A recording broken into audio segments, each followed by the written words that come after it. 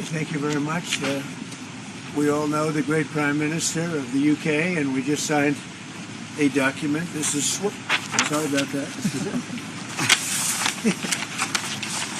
A very important document. A little windy out here. Give me that. We just signed it, and it's done. And so we have our trade agreement with the European Union, and it's a fair deal for both. Going to produce a lot of jobs, a lot of income, and we have many other ones coming. But you see the level of enthusiasm is very good. But the relationship that we have is fantastic. So I just want to congratulate you. But Donald, thank you very much. This now implements on car tariffs and aerospace, our really important agreement. And so this is a very good day for both of our countries, a real sign of strength. So thank you again, Donald. A really important day for both of us. Great people. Has anything changed in the agreement since you spoke on the phone from the Oval Office? Not much. No. This is implemented. May I ask you a question, please?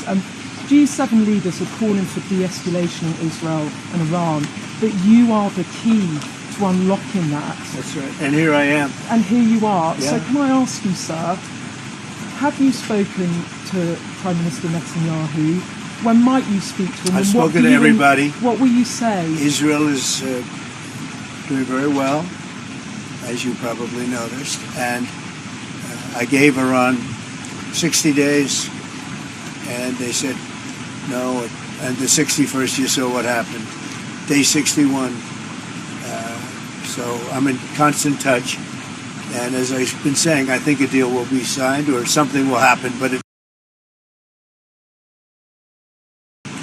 and I think Iran is foolish not to sign one. Mr. President, Iran is accusing Netanyahu of attacking them to deliberately derail your nuclear plan that you have. What do you say to that? Do you think that's true? No. Look, Iran should have signed the deal. If it would help bring Iran to the negotiating table, would you guarantee that the U.S. would not get involved militarily? Well, I think Iran basically is at the negotiating table. They want to make a deal. And as soon as I leave here, we're going to be doing something. But I have to leave here. I have, this commitment. I have a lot of commitments. I have a commitment to a lot of countries, including the UK, where we just signed our deal. Mr. What will you be doing? Ukraine, Mr. President? When are you settling on steel tariffs? Going to zero, or do you think We're gonna let you have that information in a little while. Russia-Ukraine talks on U.S.-Russia talks. When will they be starting? They're starting already. Mr. President, do you agree to the European push to apply more sanctions on Russia? Do the U.S. support that? Well, Europe is saying that, but they haven't done it yet. Let's see them do it first. You told me earlier that you could sanction Russia. Why wait? Why wait to sanction them? Because I'm waiting to see whether or not a deal is signed. Can you guarantee the UK won't be subject? And don't forget, sanctions cost us a lot of money. When I sanction a country, that costs the U.S. a lot of money, a tremendous amount of money. It's not just let's sign a document.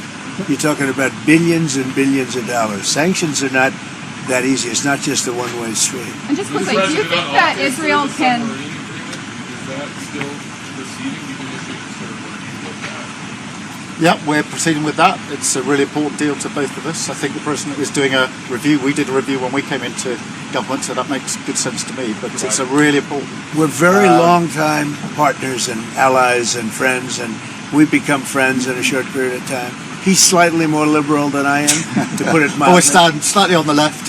But for some reason we get along. We make it work. Mr. President, did you just say Ukraine get in the way of arming Israel? There's quite a few British folks that seem worried you side more with the Russians over the Ukraine war. Can you reassure British people No. I just, you know what I side on? Saving lives. I only care about saving lives. We have nothing to do with it except that Biden stupidly let us get into that mess and gave him $350 billion. $350 billion. And yet, despite that, you saw how we did in the Middle East. We took in $5.1 trillion. We have $15 trillion almost, looking around that number, going to be invested in the U.S. So the money is not the thing in this case. It's 5,000 young people are being killed every week in Russia, Ukraine. And if I can stop that, I'll be very happy. They're Ukrainian and they're Russian. So you could say, what am I doing? But I'd like to see if I could stop Do it. you Would you think consider that going? Israel can fully eliminate the threat that Iran poses, this nuclear threat that they pose, without the United States military help? Who said that? No, I'm asking if you believe they can. It without doesn't. the It's help. irrelevant. Something's going to happen. Have you spoken to the Would you consider legislators? traveling to the Mideast as part of any talks if it would help broker a deal? Yeah, with Iran? yeah, but I think we're doing pretty well. We're talking. You don't think We it have a needs thing to? called a telephone, so we're talking. But President, it's always better to talk in person. Mr. Do you President, want to see regime change in Iran? I want to see no nuclear weapon in Iran, and we're well on our way to making sure that happens. And we've had a discussion about that this morning. There's a You can in the de-escalate. G7 absolute clarity in relation to the nuclear program. We do not want to see it. Mr. President, do you have a response? protected from any future tariffs? What? Can you guarantee the UK will be protected from any future tariffs? The UK is very well protected. You know why? Because I like them. That's why. That's their ultimate protection. Thank you very much. The Prime Minister's done a great job. I want to just tell that to the people of the United Kingdom. He's done a very, very good job. You know, he's done what other people, they've been talking about this deal for 6 years, right? 6 years. And he's done what they haven't been able to do. So he's done really a very good job. Do you have any response to Tucker Carlson criticizing you, saying that you were complicit in the war? I don't know what Tucker Carlson is saying. Let him go get a television network and say it so that people listen. And quickly, have you Thank spoken to Zelensky before your bylaws? Yeah, a lot of them. Japan? A lot of them. Could happen. How to Could go with happen? the Japanese, sir? Well,